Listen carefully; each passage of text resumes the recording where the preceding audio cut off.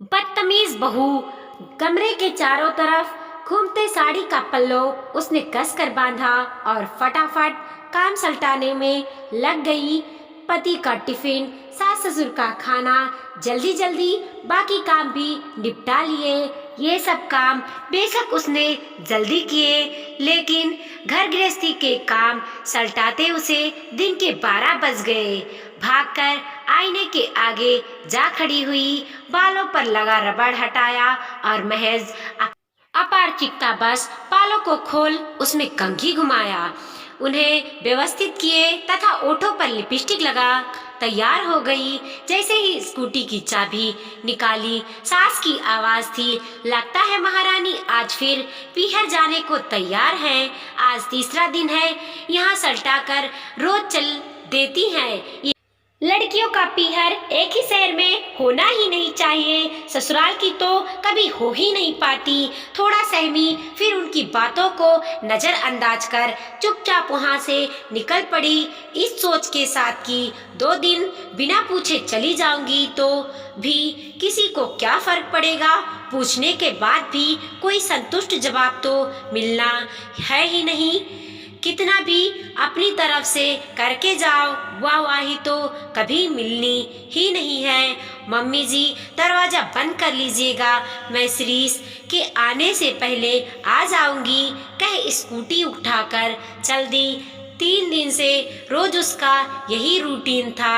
वह दिन तक सारे काम निपटा अपने आराम की कटौती कर पीहर चली जाती और शाम को शिरीष के ऑफिस से आने से पहले घर पहुंची अपने काम में लग जाती।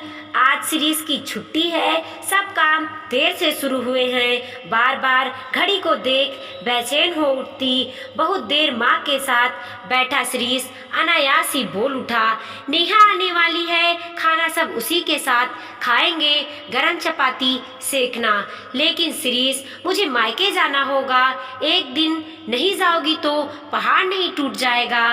टिंग टोंग माँ, कह नेहा इस तरह से गले मिली जैसे सालों बाद आई हो, जबकि पीहर आना उसका हर दूसरे दिन का काम था। शायद माँ बेटी का रिश्ता ही ऐसा होता है। नेहा को आया देख सुरभि ने फटाफट रोटी सेक दी। खाना टेबल पर लगाकर वह तैयार होने चल दी। मम्मी जी, मुझे बहुत देर हो गई है, मुझे जाना होगा। वाह भैया, इतनी बेइज्जती! क्या मेरे घर में कोई वैल्यू नहीं? मेरा आना इतना बुरा लगता है तो मैं आगे से नहीं आऊंगी। नहीं छोटी, ऐसा कुछ नहीं, शिरीष गुस्से से बोला।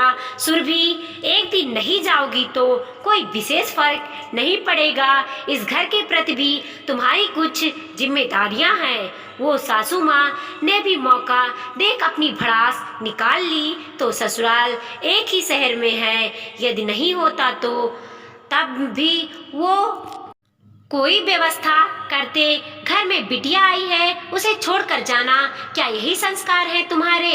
इस तरह रोज रोज मुंह उठाकर पीहर चल दोगी तो वहाँ भी अपनी ही कद्र कम करवा लोगी।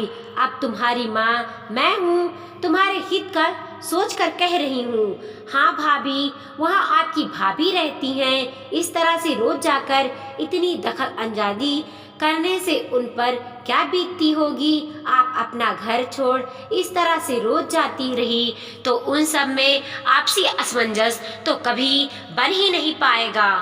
अपनी परेशानियों से उन्हें भी लड़ने दीजिए। सुरभि ने किसी भी बात का कोई प्रतिक्रिया जाहिर नहीं की, हौले से मुस्कुराई और मन ही मन सोचने लगी, काश मेरे फर्ज पर आप लोगों ने प्रश्न ना उठे, मुझे पीहर जाने की अनुमति खुशी खुशी दी होती तो मेरे नज़रों में आप लोगों का पद बढ़ जाता। ये तो मेरे संस्कार हैं जो मुझे लिहाज में आप लोगों की बातों का विरोध करने से रोक रहे हैं, अपने मन की बात रखने की भी अनुमति नहीं दे रहे। आप लोगों ने तो मुझे अपना माना ही कहाँ, यदि माना होता तो आज मेरा विरोध न कर मेरी तकलीफ में मेरे साथ खड़े होते।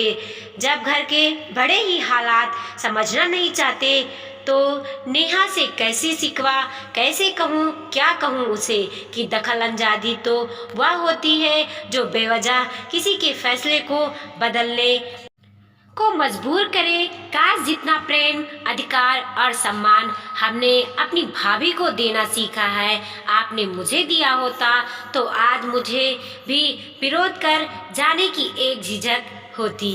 मेरा पीहर तो माता पिता से ज़्यादा मेरे भाई भाभी का है। जब मेरी हर परेशानी में वो मेरे साथ खड़ी रही तो मुझे भी तो अड़े वक्त उन अपनों के लिए खड़ा रहना होगा।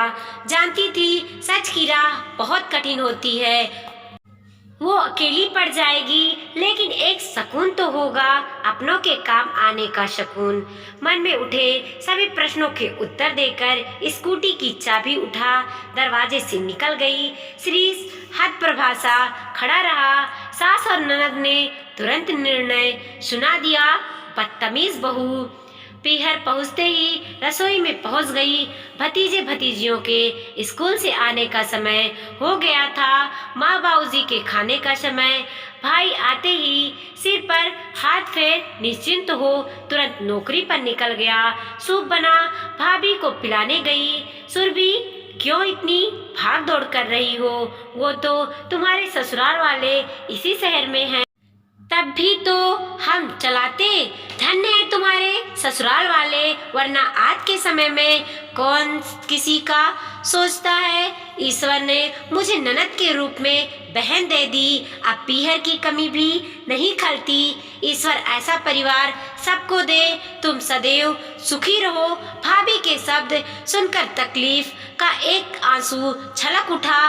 मन में एक ही शब्द था, काश।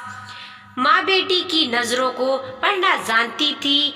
गले लगाकर बोली, अपनी गृहस्थी में पीहर की वजह से आज मत आने दे। जानती हूँ तू मेरी आदर्शवादी संस्कारी बेटी है, लेकिन ये जमाना कहे बेटी की आंख में आया आंसू पोंछ दिया। वो खुश थी, बेशक बदतमीज बहू थी, लेकिन अपने प्यारे से घर की संस्कारी बिटिया थी। हमें दामाद आत्मनिर्भर चाहिए।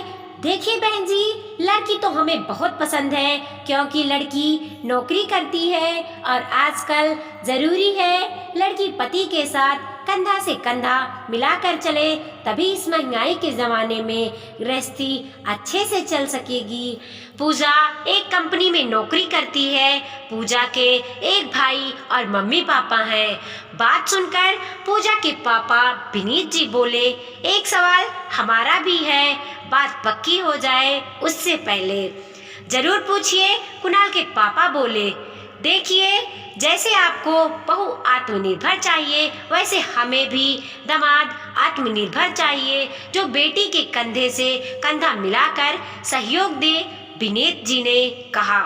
हाँ हाँ, मेरा बेटा भी अच्छी कंपनी में नौकरी करता है, ऐसे घर में नहीं बैठा है, कुणाल के पापा अकड़ से बोले। जी, आप गलत समझ रहे हैं। दरअसल शादी के बाद काम की जिम्मेदारी बढ़ेगी, तो मतलब आपका लड़का घर का काम करना जानता है ना, क्योंकि आप तो जानते हैं ऑफिस में देर सबेर हो जाती है और सुबह भी दोनों को जल्दी रहेगी, तो वो घर के काम को सिर्फ पत्नी की जिम्मेदारी नहीं समझे। ये आप क्या कह रहे हैं? लड़का क्या घर का काम करेगा? हमने पढ़ा लिखा कर उसे काबिल बनाया है, ये सब वो क्या करेगा? कुणाल की माँ चिढ़कर बोली। तो हमने भी तो लड़की पढ़ा लिखा कर काबिल बनाया है, तो क्या वह भी घर के काम नहीं करेगी? पूजा की मम्मी बोली। लेकिन घर के काम तो औरत की जिम्मेदारी है, और आजकल तो मदद के लिए मेड लग जाती है, काम ही कितना रह जाता है? कुणाल की मम्मी मुंह बनाते हुए बोली। यही तो बदलनी है कि आजकल पढ़ी लिखी कमाऊ बीबी तो सबको चाहिए, लेकिन लड़के के लिए आज भी वही नियम है, लड़की कमाए चाहे नहीं, पर आज के समय में लड़कों को भी काम के लिए आत्मनिर्भर होना जरूरी है, जिससे वह भी अपने लिए वक्त निकाल पाए। विनीत जी बोले, लगता है इन्हें अपनी बेटी की शादी नहीं करनी है, तभी ऐसी शर्त रख रहे हैं। कुणाल की मम्मी बोली, माफ करना, हम इस शादी के लिए राजी नहीं हैं। हमारा बेटा घर के काम नहीं करेगा, मैं करूँगा मम्मी, इसीलिए नहीं कि मेरी शादी नहीं होगी, बल्कि जब लड़कियां घर के खर्च में सहयोग दे रही हैं तो हम काम में क्यों नहीं दे सकते। आखिर कब तक मर्द होने का अहम पाले रहेंगे। पूजा, अगर तुम राजी हो तो मैं शादी करने को तैयार हूँ। पहले आंटी को राजी होने दो, नहीं बाद में रिश्ते मजबूत नहीं हो पाए। पूजा बोली, जब मियाँ बीबी राजी तो क्या करेगा काजी। लो मुंह मीठा करो सबको। कुणाल की मम्मी मुंह मीठा कराने लगी। आज के समय में जरूरी है दोनों का मिलकर काम करना, तभी एक सुखद परिवार बनता है। एक दूसरे को समझे और सहयोग देने से ही रिश्ते में मिठास बढ़ाता है। आपका क्या विचार है? वीडियो पसंद आया हो तो लाइक कीजिए, कमेंट कीजिए और अपने दोस्तों के साथ जरूर शेयर कीजिए। चैनल पे नए हैं तो प्लीज़ सब्सक्राइब कीजिए और देखते रहिए मोटिवेशनल स्टोरी।